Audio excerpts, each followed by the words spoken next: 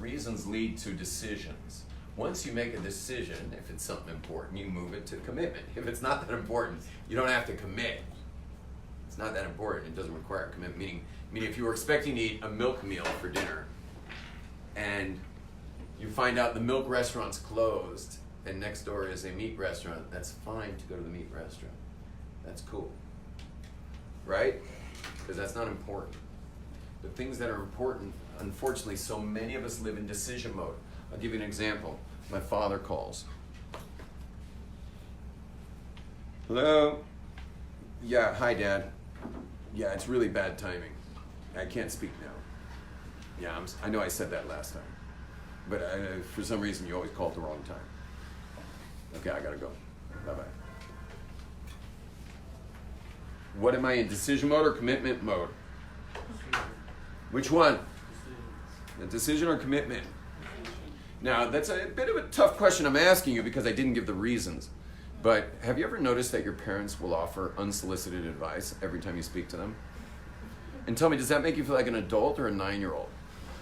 9-year-old. Now, how long do you spend on the phone someone makes you feel like you're 9 years old? So long. Not so long. As short as possible. As short as possible because that's a reason. Meaning someone who makes me feel like 9 years old, there's reason enough for me to always tell them that they called at the wrong time. And then to get off the phone with them as quickly as possible. Now, am I committed? Do I live in the decision world or the commitment world with my father based on that phone call? Commitment. I live in the decision mode because you see that I let reason stop me. Oh. I'm reason able. Like let's you know how computers you can enable things. You know, you click it to enable this, enable messages, enable what do they call that? Notifications and stuff. You enable. So it's called reason able.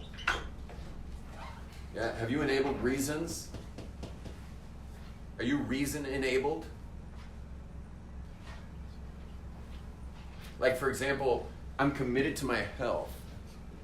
I'm committed to my health. There are no reasons that unhealthy lifestyles come in my way. There's nothing that could convince me. I mean, no matter what it is, I'm committed. And I'm committed to my father. And when he calls me, I share my life with him. I didn't used to, but now I do. Because I didn't realize I lived in we don't realize we live in decision mode about everything. There's nothing to rely on with you. You're here today, you're gone tomorrow. There's nothing solid there. When people hire you, we're not sure what they're hiring exactly.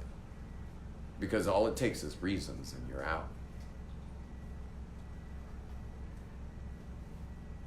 It's not fun to be married to a reasonable person. My wife, women get hysterical and sometimes they get insecure. The best way to deal with insecurity is look for something solid. That solid thing would hopefully be their man. How do you know if he's a man? Attack him. See how he reacts. It's a simple, tried and true way. All women do it. Attack him and see how well he does. Now, if he fights and flights like some kind of iguana from Mexico, yeah? So how do you do? If he fights back and gets all defensive, did he do well proving he's a man? No. He's an iguana. Because the reason I mention iguana is because it's the reptilian brain that's fight and flight. It's the hypothalamus. That bride is calling me. So you're married to a reptile, great. And if he flights, if he runs away, married to a man? Not married to a man. Is he committed or reasonable? You're all looking like, huh? He's not committed. Is he committed to this relationship, or is he living in the does he let reason stop him from being a solid citizen for a woman who needs him right now to be strong? Is he letting reason stop him? No. From being there for him? Yes, he is, big time. Because I mean, first of all, the guy's a little dense. Because how many years do you have to be married to someone until you finally realize that she only attacks when she's feeling insecure? How long does it take to figure that out? The answer is about 50 years. For most men, it takes them about 50 years to realize that they only attack when they're insecure. But I mean, duh! Like, figure it out, man. Like, don't listen to what she's saying, but maybe get in touch with her that she's feeling a little insecure right now. and could use you to just be there while she attacks. And just, and by the way, just for the men listening to this, when she attacks, make sure you do not listen. Because if you can be the man for that whole, tirade, if you can stand there and just be the man for that, it might be 10 minutes, it might be 20 minutes, it might be a half hour, depending who you're married, it could be an hour. If she's Moroccan, just settle down with a popcorn and a Coke. If she's Hungarian, may not be so long, but it's gonna be like salt on a wound, man. She's going for it. She's gonna get you. And your job is to be a man for her, but it's so important you don't listen. And the reason why it's important you don't listen, and some of you ladies are like, gee, that's sensitive. You can't listen because the second you show her you're a man, she is gonna want you now.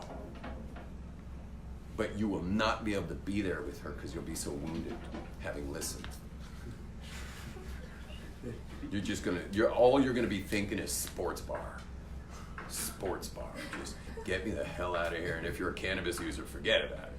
You're gonna be high within a half hour. And with some buddy, talking about your wife being abusive. Like your abusive wife on cannabis with some friend. Yeah, and so you understand that respect brings attraction. With respect brings attraction. If you show a man when she's feeling insecure, the respect factor just goes way up, which means what's going up? The attraction factor is going way up, and you just got to get your act together to be able to be there when the woman's feeling insecure. Just be there. Yeah, Yosef. What does it mean to be there? Just shut up. That's it? Shut up, breathe, and what we say in yoga, inner smile. That's it? Yeah. That's it? Or sister. That easy? And just say yeah. Okay.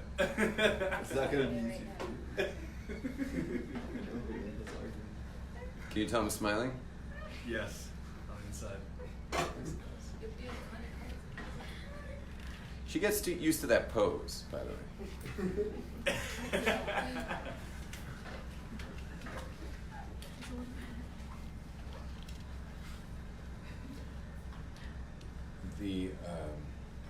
I'm not going to go on with that right now. But what I would like you all to realize is that you've been living in the world of decision all these years, and that's why you live in Olam HaTeva, in the natural world. Is because you've been living in decision mode all this time. In other words, Olam HaPele means that you're literally with the Yud and the Hey and the Vav and the Hey. You're with God.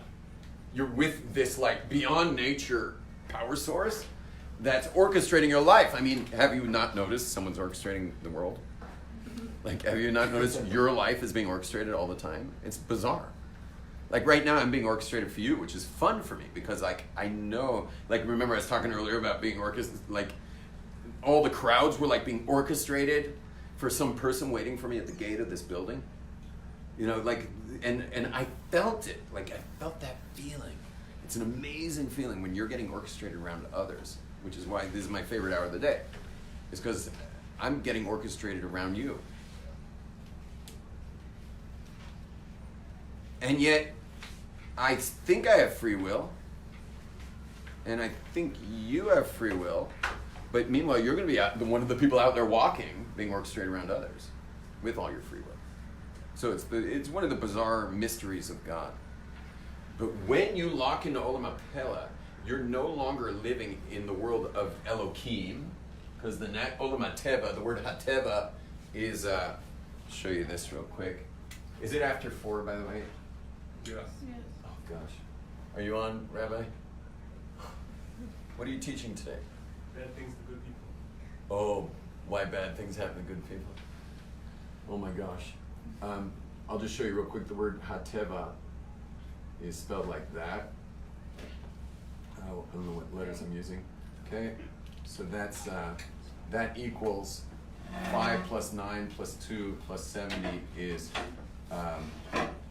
14, 16, 70 is 86, which is the same numerical value as the word for God, which is 40, 50, 55, 85, 86. It's the same numerical value. And the word for how God shows up in nature, this is the name of God in nature. That's why it's plural, because nature's Yud Mem at the end, Elohim, because nature's made of obviously a lot of stuff. And so God inside the world is called Elohim. God outside the world is called Yud and He and Vav and He. That's God was, is, and will be beyond space and time. That's the Olam HaPele. And the Olam HaPele comes available to people who live in commitment mode. People who are committed, meaning they're just in. You know, they're just like, I'm in. Everyone say I'm in. I'm in. When you say I'm in, meaning I'm on that flight, or I'm in. I'm at that class, or I'm doing this, or I'm going for this job, or I'm getting married, and I'm committed in my marriage. When you say I'm in, so you start getting LSD, you start getting large siyata d'shmaya, which means divine assistance, heapings of divine assistance. You live in Olam HaPele, in the wonder world.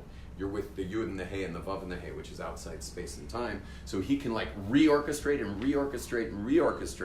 and like totally flip things upside down for you, as he will do that all the time. This is available for every person. You don't have to be special. You don't have to be Jewish. You don't have to be, super holy, or you don't have to pray extra good. All you gotta do is commit. Be someone who's unreasonable. Be someone who doesn't let reason stop him or her. Shalom, everyone. Nice. Don't forget to get married. So is it not that, so it's not that you don't have reasons to make that commitment, it's that... One sec. Hope you enjoyed that. You can, if you want to join the club, if you're watching this, you're already in the club. So it's called the YomTovMediaClub.com. Help support it. And share this, like it, subscribe, all that stuff. Give a click. Shalom.